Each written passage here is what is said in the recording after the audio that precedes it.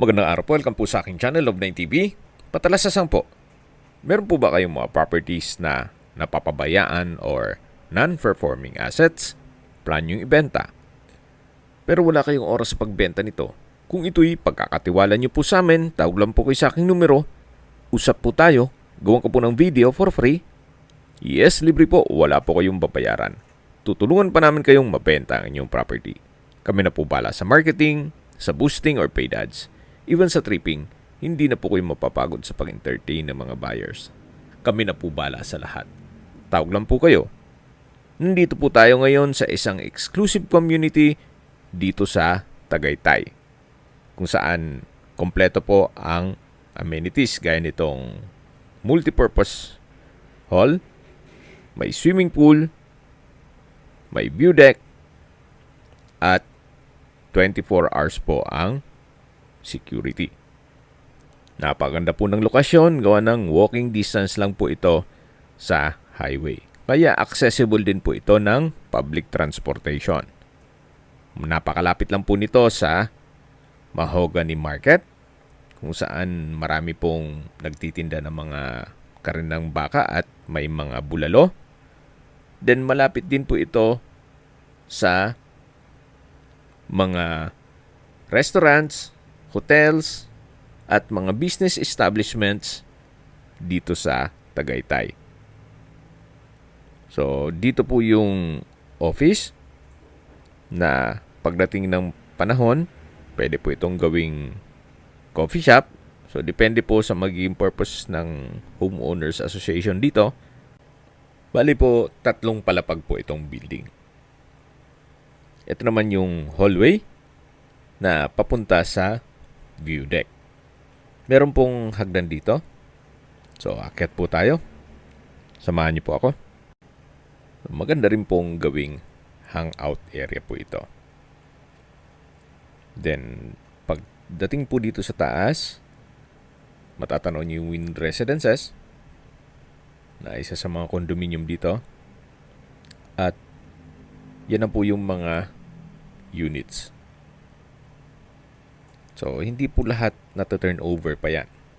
Pero yung for sale na unit ay kaka-turn over lang ni owner, gawa ng kinash po niya. At marami na rin po siyang improvements. At binilhan na rin po niya ng mga furnishings o kagamitan. Ang kagandahan po, pag nag-invest kayo sa mga ganitong property na malapit sa lahat, hindi po kayo mahirapang magkaroon ng mga guest. Gawa ng malapit po ito sa lahat. At gaya ng sabi ko, malapit po sa highway kung saan doon dumanaan ang mga bus papuntang Manila. Kaya accessible po ng public transportation. So, bababa na po tayo at lilipat na po tayo dun sa unit na binibenta. So, yan po yung second floor kung saan dito po tayo galing kanina. At sa baba po nito ay may multipurpose hall din po. Puntahan na po natin yung property ni Madam. Ang upgrades na po dito ay ito pong customized windows and screen door. Then, yung shower enclosure. May bathroom cabinet. Then, glass shampoo rack. At lahat ng bedrooms ay may glass sliding door closet. Then, ang kagandahan po dito, ito po'y ready na for business na staycation. Or pasok nyo sa Airbnb. May floor area po ito na 86.7 square meters. May 3 bedrooms, 2 bathroom, carport, laundry area. Then, fully furnished na po. Wala na po kayong ipapagawa dito.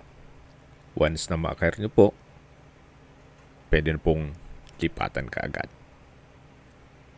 Then, ito pong pasad, matatanaw nyo naman yung 2 balkonahe. At dito naman yung garahe. Sa dulo yung service area at dirty kitchen.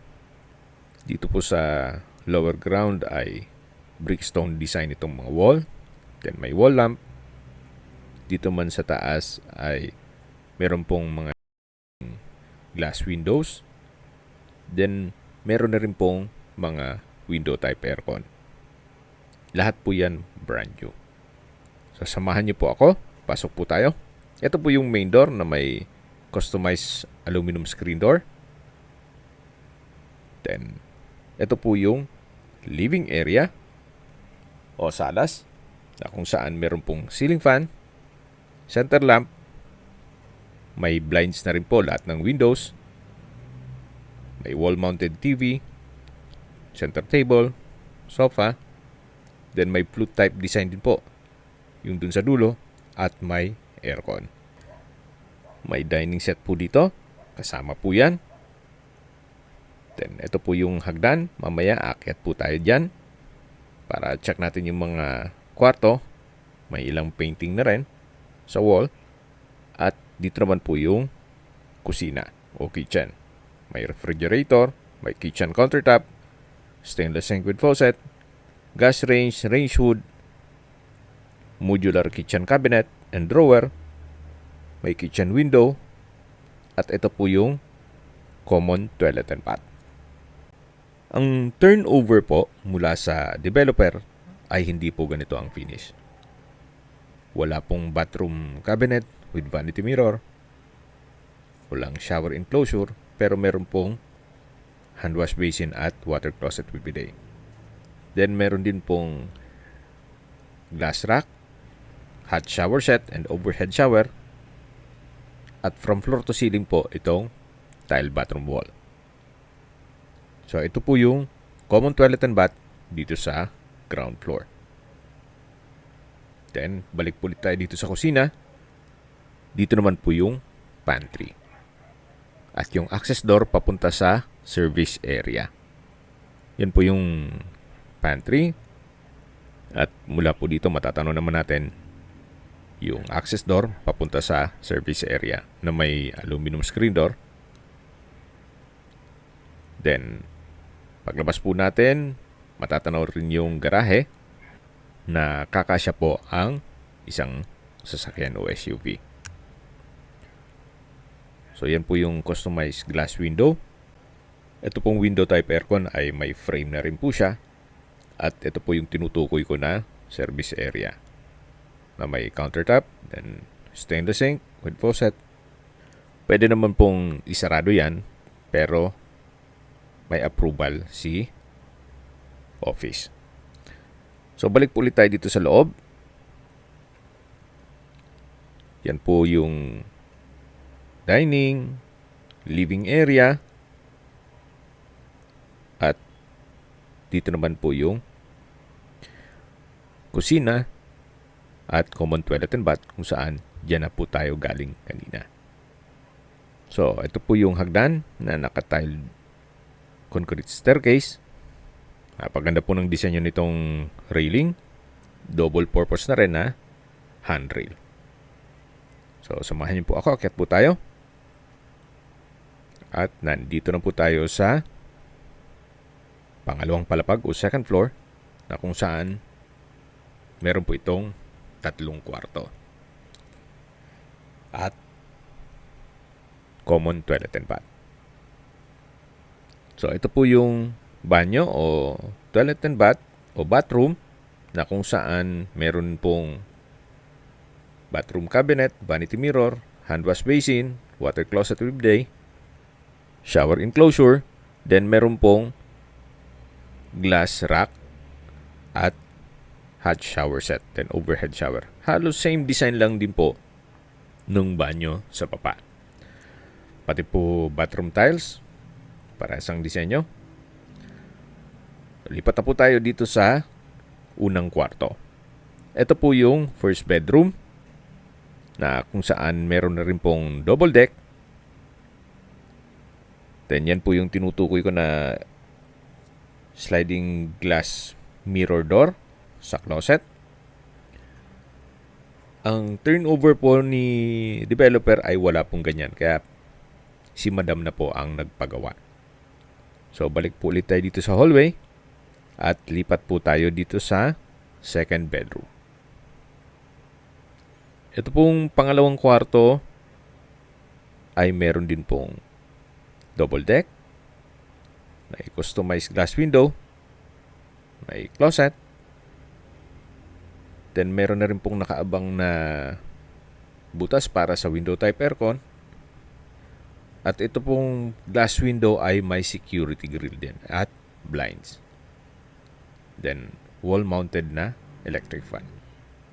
So, yan po yung first bedroom. Ito yung second bedroom.